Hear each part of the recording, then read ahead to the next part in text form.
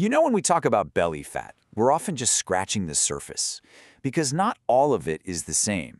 There's one type, a hidden type, that poses a really serious threat to one of your most important organs, your liver.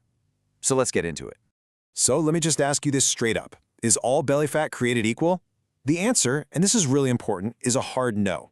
And getting why that is, well, it's not just about how your genes fit, it's about what's happening deep inside your body. Really, it's a tale of two different kinds of fat. On one hand, you have subcutaneous fat. That's the soft, kind of jiggly stuff that's right under your skin. The fat you can literally pinch. But then there's the other kind, visceral fat. This is the real danger. It's packed deep, deep inside your abdomen, and it's wrapped around your vital organs, like your liver and your intestines. You can't pinch it, and it's what often leads to that firm, hard belly feeling. Now here's where it gets kind of wild. Visceral fat isn't just sitting there. You should think of it almost like a rogue organ. It's metabolically active, which means it's busy pumping out all these harmful inflammatory chemicals and free fatty acids. And where do they go? They get dumped right into your portal vein, which is basically a direct pipeline to your liver. This creates a constant state of low-grade inflammation that affects your whole body. So, you might be wondering, how do I know if I have too much of this stuff? Well, you don't need any fancy equipment, just grab a simple tape measure. For women, if your waist measures more than 35 inches, that's a pretty strong sign you might have excess visceral fat. For men, that number is 40 inches. It's a super simple way to check your risk. Okay, so all of this brings us right to our first big topic, your liver under threat. We're going to connect the dots now between that hidden fat we just talked about and the silent damage it can be doing. The main condition we're talking about here is called MASLD. It stands for Metabolic Dysfunction-Associated Steatotic Liver Disease. That's a mouthful, I know, but all it really means is a condition where way too much fat builds up inside the liver. And what makes it so incredibly dangerous is that it usually has no symptoms at all, especially in the beginning. It's a truly silent problem. To really get why this is such a big deal, we have to appreciate just how amazing your liver is. Seriously, it's not just another organ. It's like your body's central processing unit. This absolute powerhouse does over 500 critical jobs. It filters toxins, it makes cholesterol, it produces bile. I mean, the list goes on and on. Keeping your liver healthy is, frankly, non-negotiable. And when things go wrong with the liver, it doesn't just stop there. It creates this huge domino effect. If MASLD is left unchecked, it doesn't just hurt the liver. It dramatically increases your risk for a whole cascade of other serious diseases. We're talking type 2 diabetes, heart attacks, severe insulin resistance, and even some types of cancer. Okay, now that we've laid out the problem, let's talk about the solution, because there absolutely is one. Section 2 is all about what we're calling the Mediterranean solution. And this isn't some fad diet, it's a proven, powerful way of life that can totally turn things around for your liver. And this really is the best news. You can absolutely fight back. In fact, that dangerous visceral fat is often the first type of fat to go when you start making healthier choices. And experts and major health organizations all point to one strategy over and over again, the Mediterranean diet. It's so effective because it directly targets and reduces both liver fat and that nasty inflammation. So what does eating this way actually look like? Well, the foundation of the Mediterranean diet is actually really simple and delicious.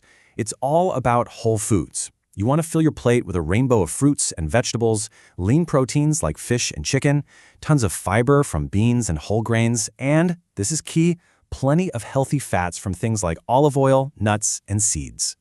Now, what you don't eat is just as important. This means you really want to limit or even cut out the things that fuel that fat buildup in the liver. We're talking about highly processed foods, sugary drinks and candy, refined carbs like white bread, and also red and processed meats. And if you have any signs of liver stress, alcohol is something that should really be off the table. All right, let's zoom in even more. In Section 3, we're going to spotlight the absolute superstars, the foods that fight back. These are the specific foods within that Mediterranean style of eating that are like superheroes for your liver. First up, healthy fats. You can't be afraid of them. Extra virgin olive oil is a cornerstone. It's been shown to help stop fat from building up in the liver in the first place. Avocados are another fantastic choice. Their healthy monounsaturated fats can actually help lower elevated liver enzymes, which is a key sign that your liver is under stress. And get this, your morning beverage could be one of your liver's best friends. No joke. Studies show that drinking coffee regularly can help prevent the buildup of fat and collagen in the liver. And green tea is amazing too.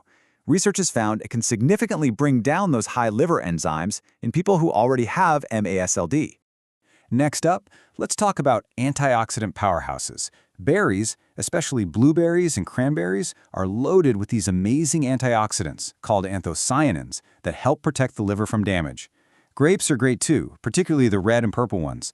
They have compounds that are fantastic for dialing down inflammation. And you have got to eat your cruciferous vegetables. Things like broccoli, Brussels sprouts, kale. These guys contain special compounds that actually help your liver's natural detoxification process. They basically help it do its job of cleaning out junk more efficiently. Nuts and seeds are another absolute must-have.